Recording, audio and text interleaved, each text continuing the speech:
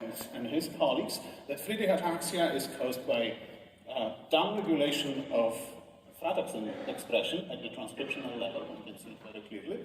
And for the past 25 years, we have been trying in my laboratory and other laboratories to elucidate the mechanism of that silencing process.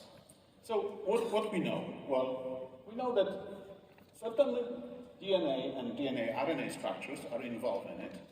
Most likely, they are influencing the formation of and changes in local chromatin structures, as shown by Richard Festenstein and Joel Gottesfeld work. And also, there are changes in DNA methylation at the locus. But what is the mechanism of the process? Well, one thing we recently agreed that the question of whether initiation or elongation of transcription is affected is actually kind of solved. We know that both processes are affected by those expanded GAA repeats in the locus. As you can see here, this is the result of ChIP-seq for RNA pol 2 and the phosphorylated form of RNA pol 2. In red, we have patient cells, Friedreich ataxia patients, and black controls. You can see that the promoter of the FXN gene is actually unaffected. It can recruit the transcriptional apparatus. You can see an equal signal of the pol 2. However, there is a very strong difference in occupancy for the actively transcribing pol 2, the phosphorylated forms. Well, that definitely suggests that the transcription is affected.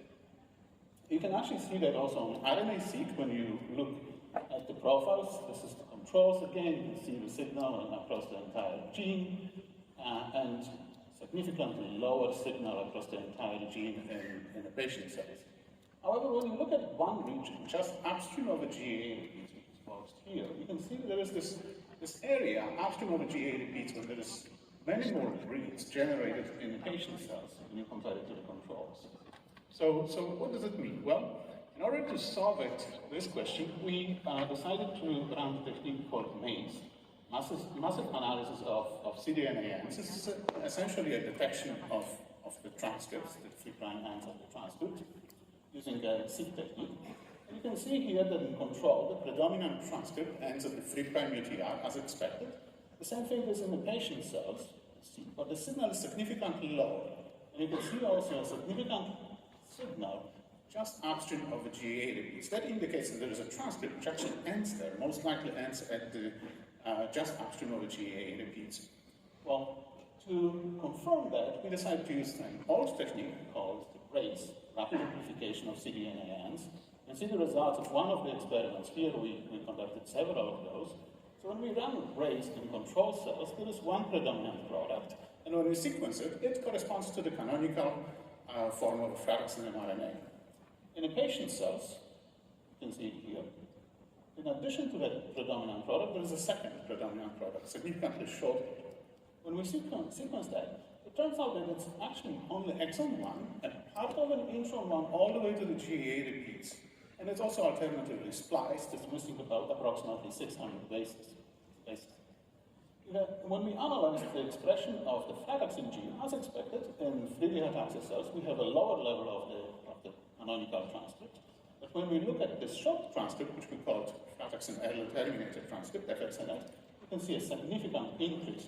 And on top of that, this transcript, the amount of the transcript correlates with the size of the second, the largest GAA2 repeat. So it looks like it is affected by the GAA repeats. So what will happen when we remove the GAA repeats? We use CRISPR to excise GAA repeats from one and from both alleles to generate the homozygous isogenic cells. You can see that increase the expression of the frataxin at the western blot. This is the IF and also at the real-time PCR, and significantly decrease the expression of the short terminated transcript, which is shown here. It's actually when shown more clear on the race data. You can see that in parental cells, we have the early terminated transcript visible, and when we have an isogenic edited cells, the transcript is completely gone. So what is the implication for that, potential implication and the future direction of our work? Well, this short transcript could potentially be a target for the therapy. We can imagine that we can target this using, for example, ASO, target this alternative splicing event.